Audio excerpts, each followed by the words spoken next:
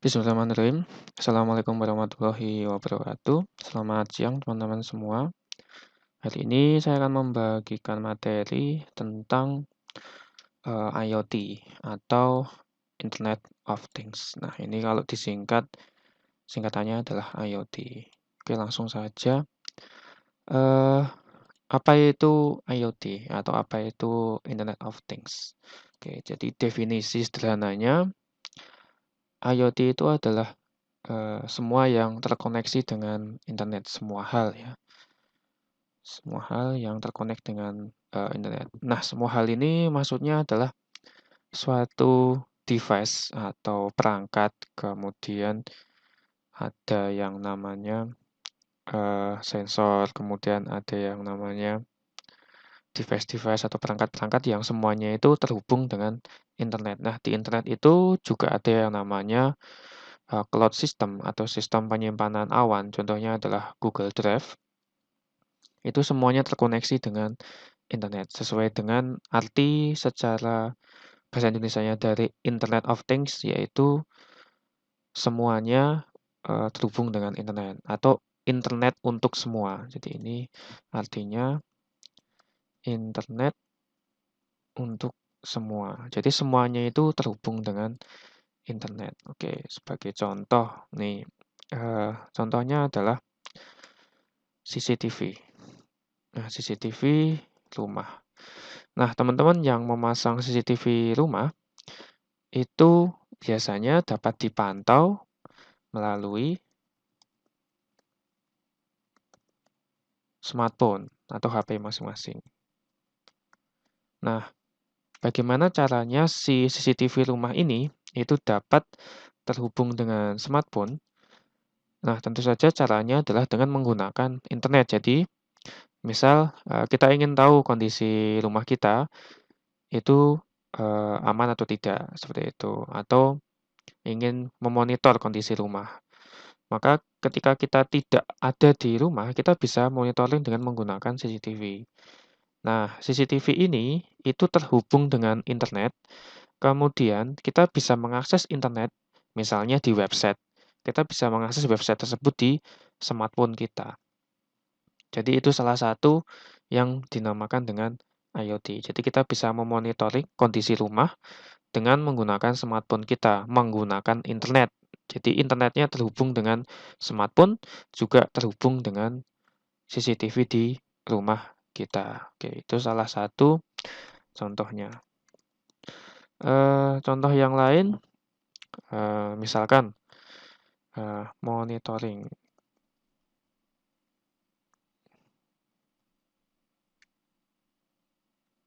Oke, contoh yang lain adalah untuk memonitoring suatu parameter. Contohnya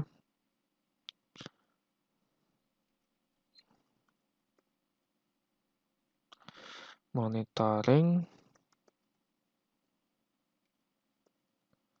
kondisi sawah petani.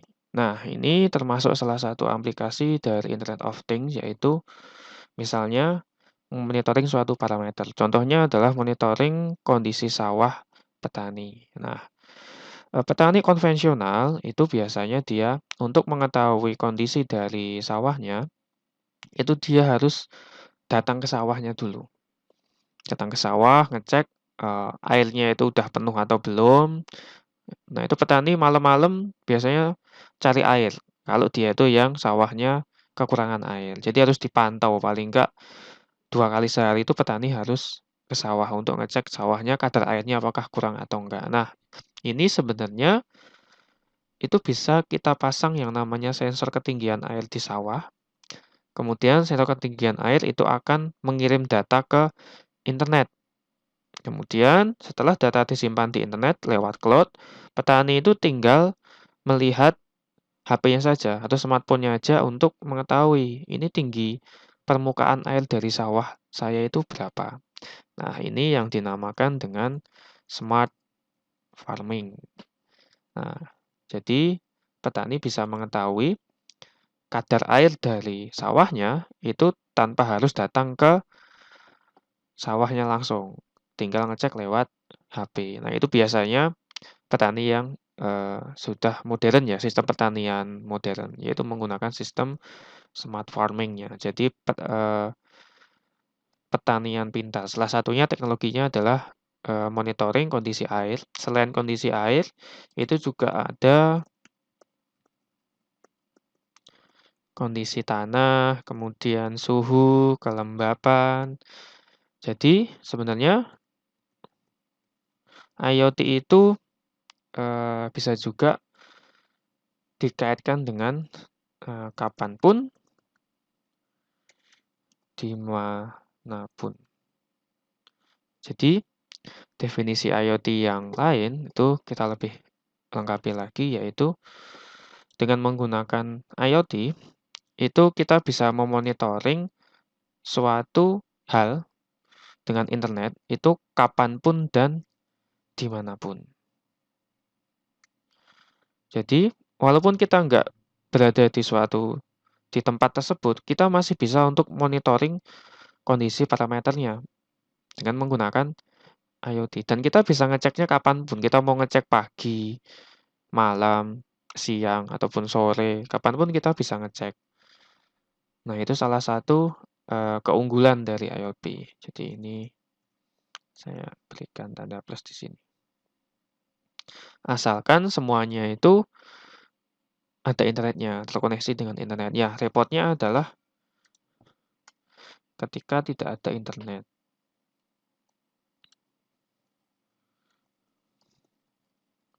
Tidak ada listrik dan internet, maka teknologinya tidak bisa digunakannya. Syaratnya adalah IoT ini harus punya listrik, kemudian juga ada jaringan internet. Seperti itu. Jadi, jika teman-teman sekalian ingin menggunakan IoT, ya pastikan tempat yang ingin dipasang IoT itu memiliki jaringan internet dan listrik yang memadai. Seperti itu. Oke, kita coba akan gambarkan ya. Kira-kira itu IoT itu seperti apa. Nah, tadi saya sudah sedikit banyak menyinggung. Kemudian untuk device-nya, kira-kira yang digunakan di sini ada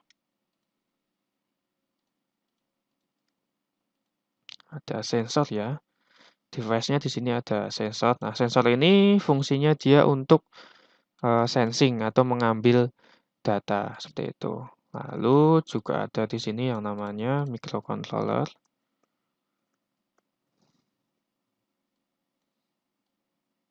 Nah, di sini biasanya microcontroller ini dia punya yang namanya koneksi internet ya. Jadi untuk menghubungkan mikro ke internet, biasanya pakai kartu GSM atau menggunakan WiFi. Nah, ini fungsinya untuk menghubungkan ke internet. Oke, kita coba berikan gambar yang lain untuk internetnya.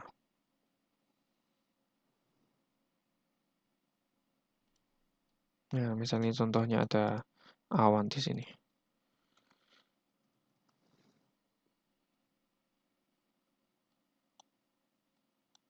Atau di sini ada cloud ya. Jadi untuk menyimpan datanya kita pakai cloud di sini.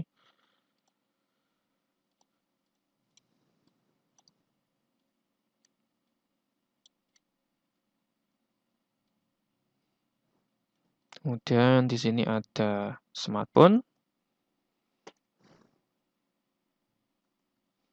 atau komputer ataupun laptop.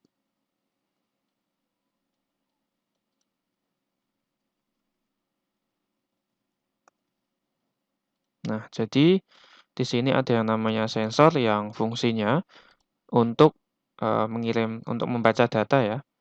Untuk membaca data.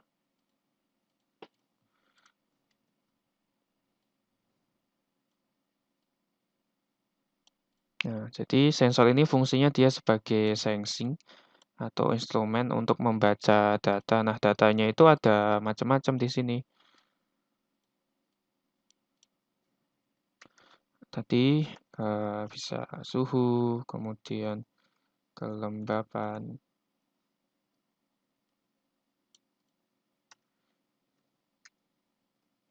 kemudian bisa ketinggian, apalagi.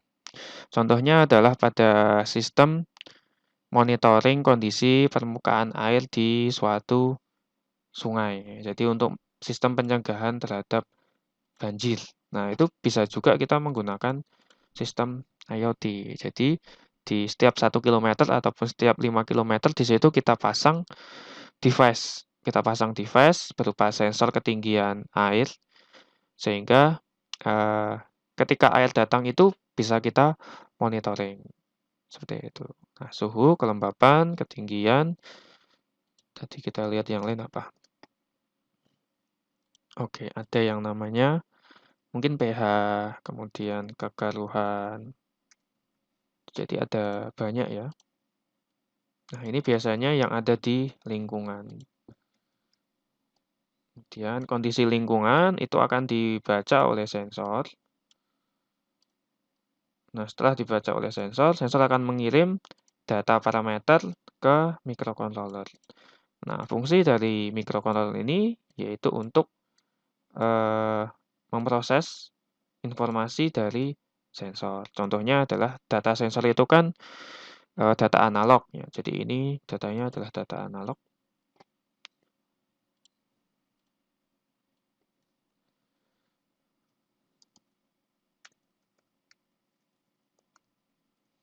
Jadi bisa data analog ataupun data digital, kemudian akan diproses lebih lanjut dengan menggunakan microcontroller seperti itu. Jadi datanya akan diolah lebih lanjut dengan menggunakan mikro. Kemudian juga yang ada namanya proses kalibrasi dan sebagainya, proses penghilangan noise ataupun sinyal-sinyal yang tidak diperlukan. Nah, itu ada di dalam microcontrollernya ini. Kemudian setelah data itu diperoleh dari sensor, dari lingkungan, mikro akan mengirim data dengan menggunakan WiFi ataupun dengan menggunakan kartu GSM, tentunya dengan internet, itu ke cloud system atau ke internetnya. Oke, kita berikan garis putus-putus di sini. Ya, dikirim ke sini.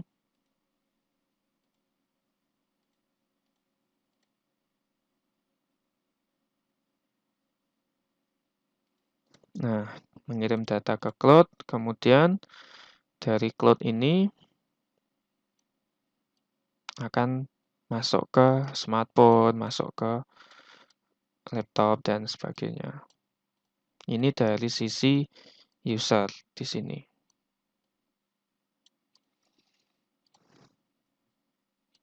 Ya, di sini taruh sini aja. Nah, nanti user dia bisa ngecek dengan menggunakan website atau menggunakan aplikasi Android.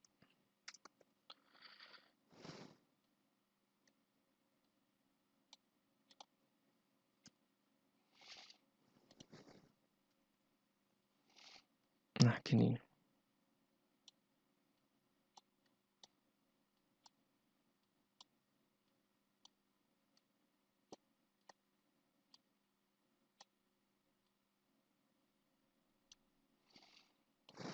Oke, bisa dicek pakai komputer, laptop, atau smartphone. Jadi bisa dicek pakai website ataupun menggunakan aplikasi Android. Seperti itu. Nah, contoh dari website yang sudah disediakan untuk IoT, ini di sini ada ThingSpeak. Kemudian kalau Android yang gratis ada BLNYK di sini, ada Blink di sini. Seperti itu. Saya besarkan sedikit hurufnya biar lebih kelihatan. Oke. Ini ada microcontroller. Kita lengkapi infonya.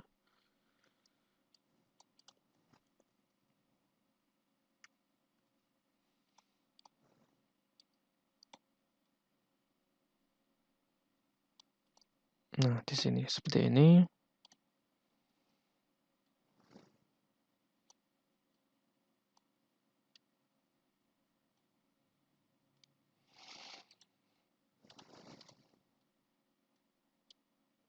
Jadi bisa dicek menggunakan laptop dengan menggunakan ThinkSpeak website atau bisa juga dengan menggunakan aplikasi Android yaitu ada BLNYK.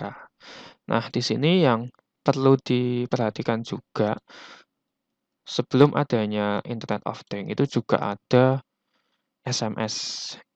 Jadi pengirimannya itu menggunakan SMS. Jadi misal datanya itu dikirimkan dengan menggunakan SMS. Nah, SMS of Things itu berbeda dengan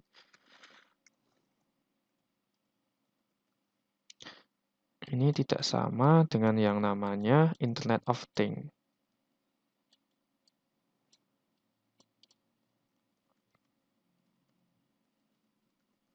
Dulu banyak alat-alat yang menggunakan SMS, yaitu misal contohnya mengirim data suhu lewat SMS atau data posisi motor dengan SMS menggunakan, jadi datanya dari GPS, kemudian datanya dikirim melalui SMS. Ini juga bisa ya, posisi seperti ini.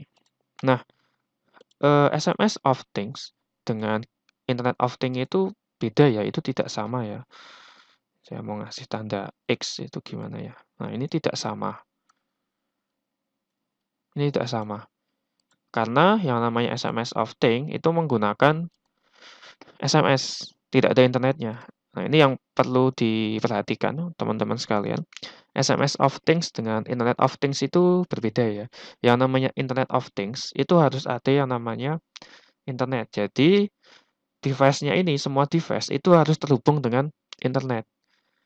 Nah, contohnya pakai GSM. GSM yang dipakai untuk mengirim data ke internet itu bukan menggunakan SMS, tapi dengan menggunakan internet.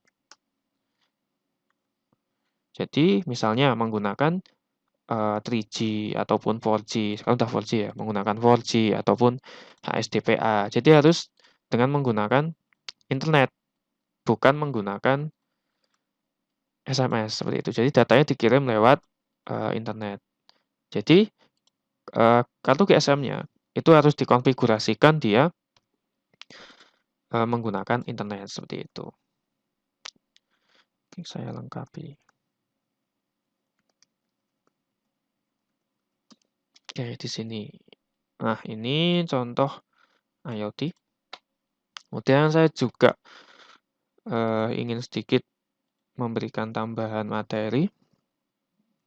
Di sini ada Internet of Things based Smart Agriculture toward making the whale talks. Jadi ini salah satu aplikasi dari Internet of Things yang digunakan pada sistem agriculture atau pada sistem persawahan atau pertanian.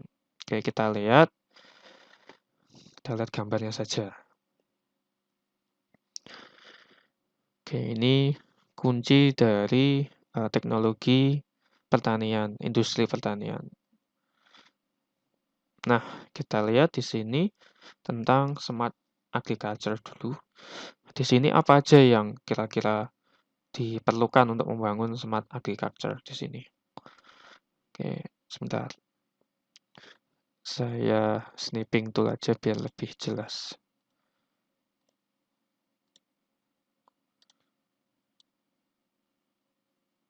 Kita ambil gambar yang pentingnya biar lebih jelas. Kita pindah ke sini.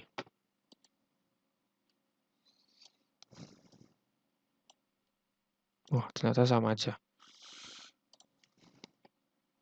Oke, di sini ada yang namanya aplikasi, ada service atau layanan, kemudian ada sensor. Nah, di sini untuk smart agriculture, sensor yang digunakan ada sensor leaf, sensor daun. Mungkin yang dimaksud dengan sensor daun itu menggunakan kamera ya. Jadi pakai kamera untuk monitoring kondisi daun. Kemudian ada tekanan, lalu ada temperatur. Ini tipe ini papernya, ada humidity atau kelembapan, kemudian ada fruit size sensor atau sensor yang digunakan untuk mengukur ukuran buah seperti itu. Ada irigasi, kemudian pemupukan, lalu kondisi tanah dan sebagainya, yield storage, penyimpanan, kondisi, yield itu apa ya, kayak gudang, jadi kayak lumbung ya, lumbung pertanian. Kemudian aplikasinya ada environment, monitoring kondisi lingkungan, mesin, kemudian crop health monitoring, monitoring kondisi crop itu field sawah ya, sawah, kemudian tanah, lalu ada sensor monitoring disease and bug. Jadi disease itu penyakit dan bug itu apa ya, serangga, serangga di sawah itu hama di sawah. Kemudian juga ada water nutrition harusnya, nutrition monitoring. Ini maksudnya monitoring kondisi air dan kondisi nutrisi. Nah, contohnya nutrisi itu biasanya, berhubungan dengan pH, kemudian kekeruan dari air, kemudian selain pH itu mengukur tingkat keasaman tanah ya, seperti itu. Jadi kalau, eee, di Jogja itu, di daerah Sleman itu sering mendapatkan kiriman abu Gunung Merapi. Nah, itu tanahnya kan banyak mengandung asam. Nah, itu tanah yang bagus itu seperti itu, sehingga bisa, tanaman itu jadi cepat untuk, panen dan panennya juga hasilnya banyak, seperti itu. Nah, ini semuanya ini dari device-device smart agriculture ini, itu akan terhubung dengan internet semuanya. Jadi juga saluran irigasi itu kita bisa, tadi yang dibahas adalah monitoring ya. Ya, sekarang ini IoT itu juga tentang bagaimana mengendalikan suatu, sistem. Oke, kita tambahkan di sini contohnya adalah, smart home system. Nah, jadi, tadi kita bisa pada paper ini itu kita bisa mengendalikan pintu air. Jadi kita bisa mengendalikan pintu air itu dengan menggunakan IoT. Jadi, udah nggak perlu lagi Pak Tani itu harus ke sawah, itu nggak perlu. Jadi dimonitoring kondisi permukaan airnya itu dari rumah, dan untuk membuka pintu airnya, itu juga pakai yang namanya, pintu airnya pakai HP juga bukanya, buka tutupnya pakai HP, seperti itu. Oke, nah, jadi kalau yang ini itu hanya proses monitoringnya saja, seperti itu. Nah, yang tadi saya ceritakan yaitu proses, pengendaliannya. Jadi ini khusus IoT untuk monitoring ya. Saya tambahkan keterangan. Prinsipnya hampir sama, cuman bedanya panahnya. Jadi nanti panahnya itu bisa bolak-balik, seperti itu. Jadi ini yang monitoring, saya copy dulu. Kemudian yang ini controlling. Nah, prosesnya tinggal kita balik ya. Ini saya hapus dulu. Nah, prosesnya kita balik.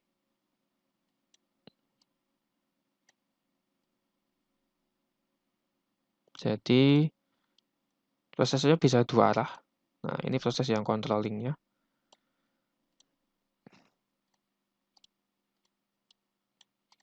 Jadi user akan mengirim perintah ke cloud dengan menggunakan internet. Jadi cloud itu untuk penyimpanannya ya. Jadi misal datanya nggak perlu disimpan, ya berarti langsung aja pakainya adalah internet di sini.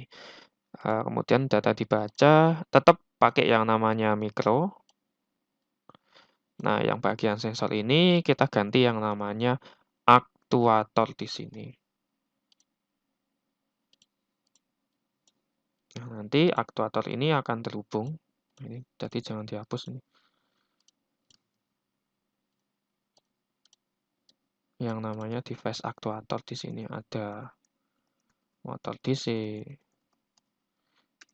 kemudian motor servo, lalu ada pneumatis, apalagi ya, ada motor AC juga. Ada relay. Nah, contohnya pada aplikasi Smart Home System. Nah, misal kita mau matikan lampu. Nah, matikan lampu di rumah kita, padahal kita nggak di rumah, atau menyalakan lampu. Nah, jadi waktu mau sampai rumah, kita mau nyalain lampunya dulu. Tadi lupa belum dinyalain waktu pergi siang. Nah, malam kita baru pulang, kita ingin nyalakan lampunya dulu. Nah, itu bisa pakai yang namanya konsep smart home system. Jadi, kita bisa nyalakan lampu itu dari HP kita, dengan smartphone kita ataupun lewat website, kita nyalakan tanpa kita harus ada di rumah. Seperti itu. Nah, contohnya itu ada di Smart Home System. Contohnya, example, itu Smart Home System. Sistem rumah pintar, seperti itu. Nah, oke, ini contohnya adalah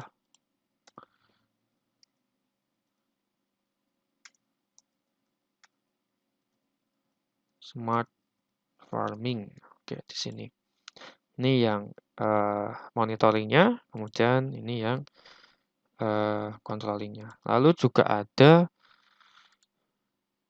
juga nih saya baru ingat selain SMS of Things itu ada Bluetooth of Things. Nah, Bluetooth of Things. Nah, ini beda ya.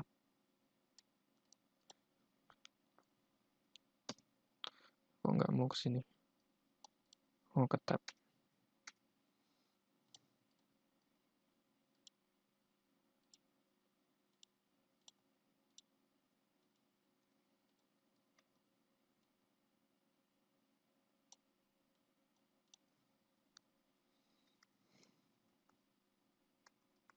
Ya, walaupun sebagian besar di sana itu mengatakan bahwa ya ini juga salah satu bentuk dari IoT, tapi menurut saya, jadi ini cuma perbedaan pendapat aja ya. Yang benar yang mana ya itu sebenarnya tergantung sebenarnya itu, tergantung yang memahami. Yang namanya Internet of Things itu semuanya itu harus terhubung dengan internet, jadi harus menggunakan internet.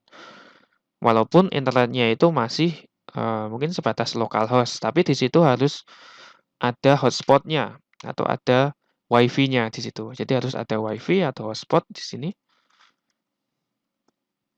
Walaupun masih di situ-situ aja atau masih lokal, hanya memang menggunakan internet dari hotspot. Nah, itu tapi itu sudah sedikit sedikit menyatakan bahwa itu tuh Internet of Things, bagian dari Internet of Things seperti itu. Jadi walaupun belum sepenuhnya atau belum maksimal. Oke, seperti itu.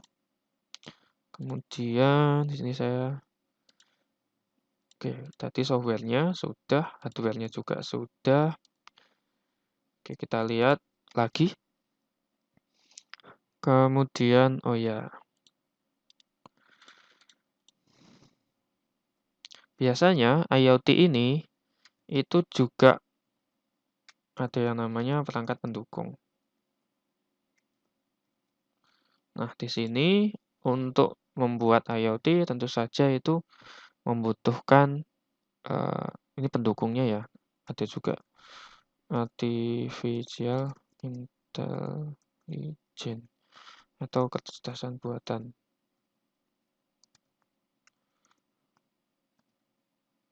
Nah, di luar sana perkembangan IoT itu sudah semakin masif, di antaranya itu sudah diterapkan yang namanya kecerdasan buatan di IoT. Ini untuk mendukung sistem otomatis.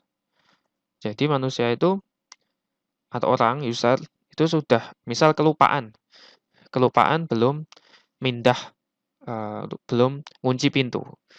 Nah, itu bisa secara otomatis si IoT ini dengan dukungan kecerdasan buatan atau AI atau artificial intelligence itu bisa untuk otomatis mengunci pintu seperti itu.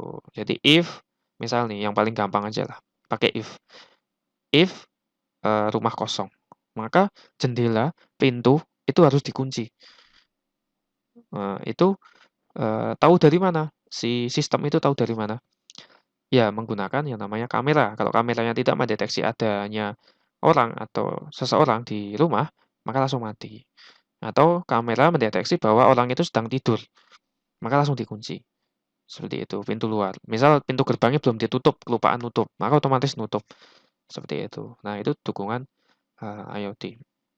Kemudian, untuk bisa merealisasikan IoT itu juga butuh internet cepat. Nah, di sini mungkin 4G, 5G, 6G, dan merata.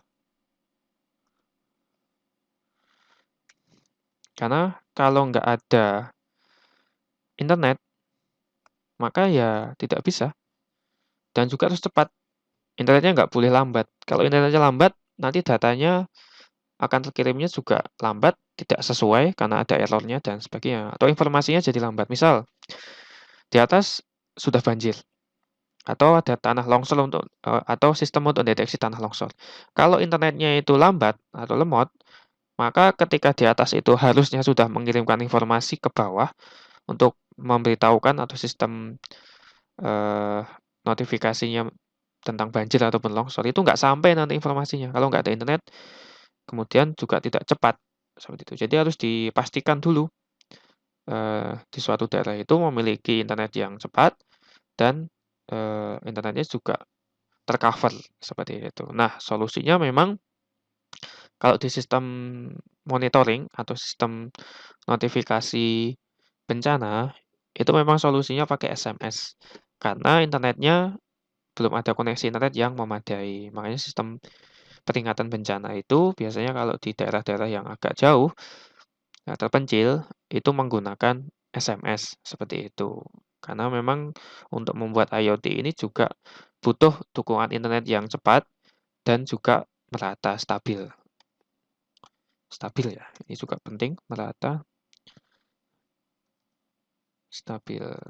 Nah, saat ini IoT itu memang baru diterapkan di tempat-tempat yang kota besar. Kalau di daerah yang terpencil, belum terlalu maksimal untuk sistem IoT-nya. Seperti itu. Oke, kita berikan contoh ya. Contoh sistem IoT yang tadi terfikirkan. Oke, sistem monitoring permukaan air sungai untuk apa ya? Gini dulu. Sistem peringatan tanah longsor berbasis IoT ini permukaan. Sistem monitoring permukaan air sungai berbasis IoT seperti ini. Nah, kemudian contoh yang lain mungkin di kesehatan. Sistem kita coba ke kesehatan detak jantung. Nah, saat ini yang paling banyak seseorang itu terkena serangan jantung. Nah, misal nih ada banyak gimana ya? Ada banyak orang yang meninggal, tiba-tiba meninggal. Jadi misal seseorang tiba-tiba meninggal, padahal nggak sakit, nggak kenapa-napa, tahu-tahu dia jatuh kemudian meninggal. Nah, itu biasanya indikasi yang pertama, deteksinya itu pasti dia terkena serangan jantung. Baik itu kayak pemain bola yang meninggal di lapangan, itu kan pasti dia indikasi yang pertamanya disebabkan karena serangan jantung. Nah, sebenarnya pemain bola, itu kita bisa monitoring kondisi detak jantungnya di lapangan. Jadi kalau sudah ada keanehan-keanehan pada detak jantungnya, maka pemain itu harus segera dirawat atau diminta untuk diganti, seperti itu.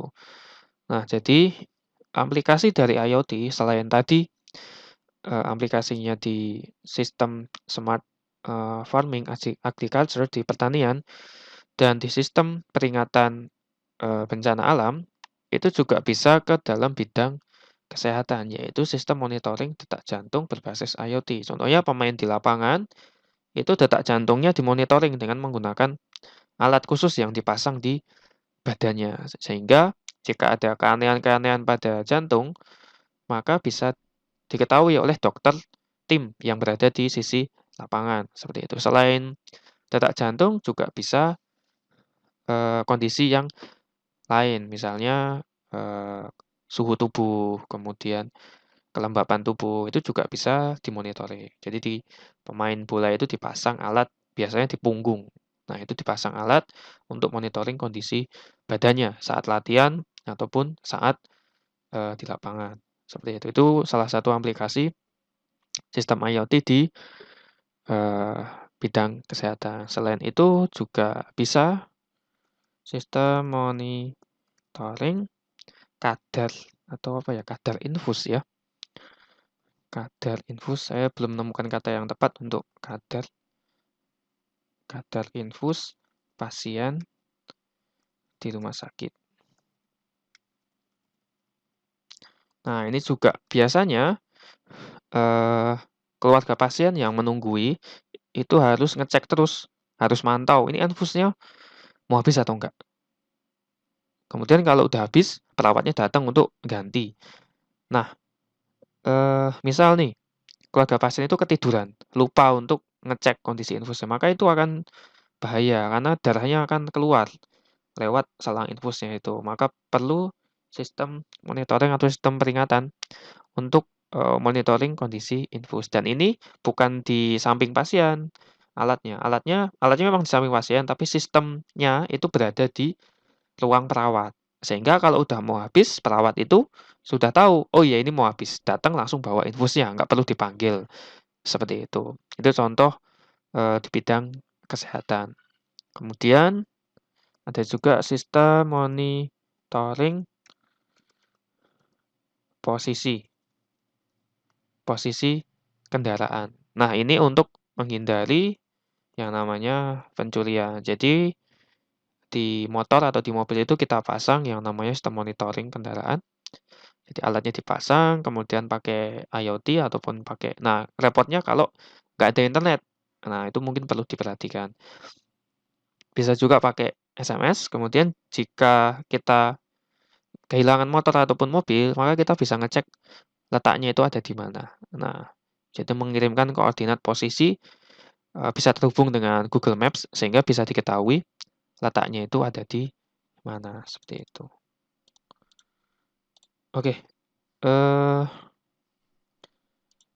oke kira-kira mungkin itu ya yang dapat saya sampaikan tentang, sistem IoT, tapi ini saya bahas dulu yang ini. Oke, ini yang tadi smart farming atau agriculture, smart farming in agriculture. Nah, di sini ada apa ini? Nah, ini input dan output-nya. Jadi input-nya ada sensor, data sensor, prosesnya ada irigasi, pemupukan, pestisida, harvesting, panen ya, harvesting, kemudian output-nya adalah nah ini jadi, IoT itu dia diharapkan itu dapat meningkatkan kualitas, kuantitas, jumlah, kualitas, lalu juga pengendalian lebih efektif, efisien, kemudian ada keuntungan ekonomi yang meningkat, lalu juga bisa memprediksi, ke depannya itu seperti apa dengan menggunakan artificial intelligence tadi atau kecerdasan buatan tadi. Jadi tujuannya sebenarnya IoT ini untuk, lebih membantu, memudahkan manusia, kemudian juga dapat meningkatkan, efisiensi, eee, macam-macam ya, efisiensi waktu, tenaga, seperti itu. Kemudian oke, jadi memang harus pakai, internet ya. Di sini oke kita lihat.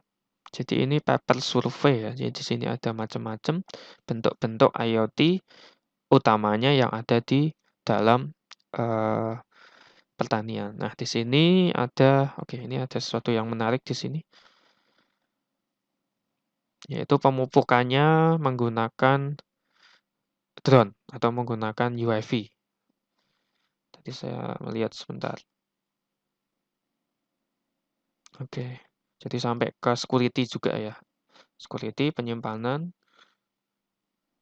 Nah, ini. Jadi, untuk pemupukannya itu menggunakan drone atau menggunakan pesawat. Bukan lagi petani yang harus muter-muter sawah untuk, memupukkan. Nah, ini pakai drone dan tentu saja drone ini akan dimonitoring di pusat sistem, dimonitoring, dan juga di-plan dia harus memupuk, di mana saja, seperti di sawahnya. Ini juga posisinya dapat di-monitoring dengan menggunakan IoT, seperti itu. Ini untuk, smart farming-nya. Untuk pemupukan, kemudian nah, jika bingung baca paper-nya, kita lihat gambar-gambarnya saja yang kira-kira menarik, baru kita baca. Kemudian saya juga ada paper yang lain, yaitu Internet of Things for Next Generation Smart System, Review of Current Challenge, Future Trend, and Prospect for Emerging 5G IoT Scenario. Jadi ini pakai 5G, kemudian paper ini berisi tentang IoT sekarang dan ke depan, termasuk prospeknya itu seperti apa. Utamanya sebenarnya IoT itu ke smart system. Jadi IoT, anytime, anywhere, anything. Jadi kapanpun kita bisa ngecek, dimanapun kita bisa ngecek, dan semuanya terhubung dengan internet. Nah, IoT. Oke, kita lihat gambarnya. Nah, di sini aplikasi IoT itu ada banyak. Bisa building. Contohnya di building itu monitoring kondisi AC. Jadi AC di tiap ruangan kita bisa pantau dan kita bisa samakan semuanya. Nah, nanti efeknya adalah kita bisa melakukan penghematan eh, listrik dari AC. Kemudian ada industri juga, ada kesehatan, ada smart city. Contohnya monitoring kondisi limbah, kemudian monitoring tingkat kemacetan, seperti itu. Lalu smart home system, smart grid ini di jaringan listrik. Jadi misal di daerah sana mati, itu bisa tahu, nggak perlu harus nunggu laporan dari masyarakat, seperti itu. Jadi semua hal terhubung dengan internet, sehingga akan ada kemudahan dan efisiensi yang akan dicapai, seperti itu, tentang tujuan dari IoT. Oke. Kemudian apa ini? Nah, ini untuk ini ada transportasi, mungkin sistem transportasi ya. Jadi semuanya, nah smart city itu semua hal yang ada di kota tersebut itu terhubung dengan internet atau smart IoT seperti itu. Jadi mulai dari transportasinya, kemudian listriknya, kemudian apalagi ya listrik, kondisi tanahnya, kondisi sungai itu semuanya termonitoring semuanya yang dinamakan dengan smart city. Nah, memang di sini butuh yang namanya jaringan kecerdasan buatan atau artificial intelligence untuk mendukung sistem IoT. Nah, di sini ada IoT, kemudian ada kecerdasan buatan juga. Nanti arahnya semua hal itu ya semuanya otomatis. Jadi manusia akan semakin males ya, seperti itu. Oke, mungkin itu saja materi tentang IoT hari ini. Terima kasih atas perhatiannya. Kemudian mohon maaf jika ada salah kata dan salah kalimat dalam penyampaian materi ini. Semoga bisa menambah semoga bisa bermanfaat dan menambah ilmu teman-teman sekalian. Demikian dari saya, selamat berpuasa. Semoga puasanya lancar dan bisa, selesai semuanya. Dari saya, akhirul kalam. Wassalamualaikum warahmatullahi wabarakatuh.